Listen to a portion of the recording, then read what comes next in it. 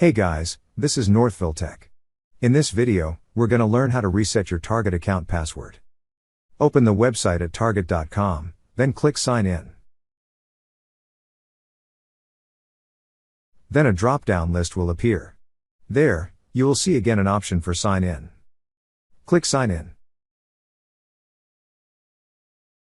On this page, you will see an option for Forgot Password. Click on Forgot Password. First, you need to verify your identity. To proceed, enter the email or phone number associated with your Target account. Then click on Continue. So a verification code will be sent to the email or number you provided. To receive, click on Send Code. Once you receive the code, enter it. Then click on Verify. Now, enter the new password you wish to use.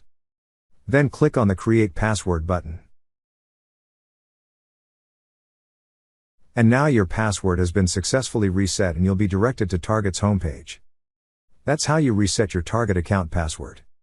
Thank you so much guys for watching, and if you have not yet subscribed to our YouTube channel, please subscribe to our YouTube channel as we create tech videos related to financial apps almost every day. Also check out our website northvilletech.com for great tech articles, and our recommended resources in the description below for various sign-up bonuses.